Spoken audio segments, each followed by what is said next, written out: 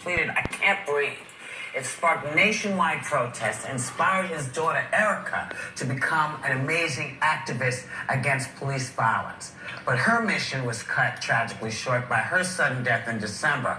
And we're now joined by Eric's widow and Erica's mom.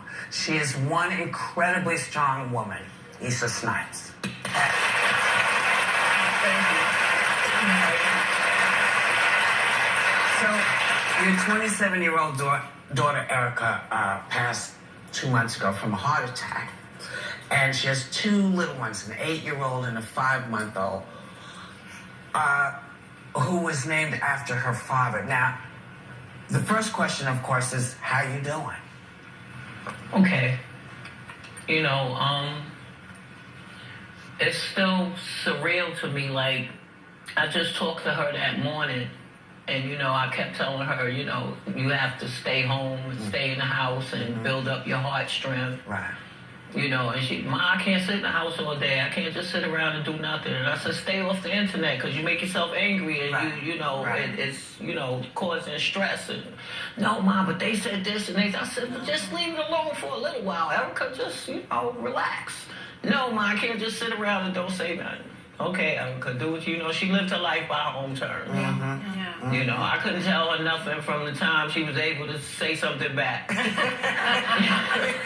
Well, I met your daughter when I did a town hall with President Obama and David Muir, and I remember her because she wanted to be heard, and she, in fact, got a private meeting with the president because she was so outspoken. So she really became such an activist against police brutality. And Reverend Sharpton, though, said that it wasn't just a heart attack, but that she died of a broken heart. What do you mean? What does he mean by that? Her and her dad had a falling out right before he passed. Oh. And I was telling him to call her. He was telling me that she should call him because he's the dad, and I'm telling her she should call him. And I was like, I'm tired of being a go-between. Y'all gonna have to deal with this yourself. And tragically, we went to the family reunion that Friday, and we got back that Sunday. That Tuesday, I said, you need to call Erica. I'm not calling her. She needs to call me. And then that Thursday, I had to call her and tell her that her dad went to the hospital and didn't make it. I didn't even want to tell her the gist of everything that happened. I just said that he had an asthma attack and went to the hospital, and you need to get to Staten Island, So you they know, weren't ASAP. speaking when he died? They weren't speaking. Oh. And, you know, it took a toll on her because, you know, all she could say was, I didn't even get to say I was sorry. I didn't get to say I loved him. And I said, he knew you loved him. You was his clone. Like, it was like, you know, when I had her, I named her Erica because of all my children, Erica Kane. But he just, but because he, you know, his name was Eric, and he just knew that I named him, but I named her that because of Erica Kane.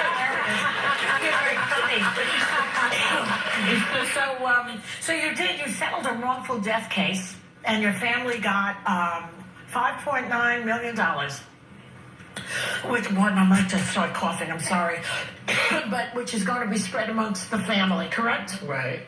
Okay, but the police officer that killed Eric was not indicted. He was stripped of his badge and his gun. But you don't believe that? I know it not to be true, but I can't speak on it like that. But I've had people call me and tell me they've seen this officer actually make arrest on Staten Island. They've actually seen him, you know, so I don't believe that. I don't live on Staten Island anymore, so I don't know. He does remain on the force, but on limited duty. And he actually got a raise or something last year or something, about $120,000 in overtime or something. I kind of... After last year, I kind of distanced myself from doing any media and stuff. Like, I'm tired. I'm over it. Like, you're angry. I'm even past the anger. You're not? I'm past the anger. It's pointless. After 4 years, you haven't done anything yet. I don't see, you know, every time we have a meeting, it's, we'll do something before the year ends. Last meeting we had with the DOJ, which was in August, they said, we definitely have something to do by the end of the year. Here we is in February of 2018, and I haven't heard a peep yet. So I'm and you like the grandkids. You don't have a lot of time. You know, my day is I wake up. From the time I wake up to the time I go to sleep, my phones are ringing. If it's not the grandbabies calling me for every little thing, they want to tell me everything, but I love it. I love it. I love it. I love being a grandmother so much. It's like the greatest joy. It's like the greatest joy. You have 6 children. I had six children, yes.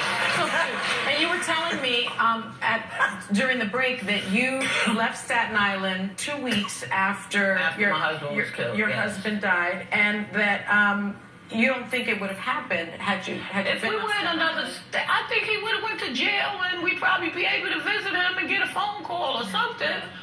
But you also mentioned that your 2 boys are now.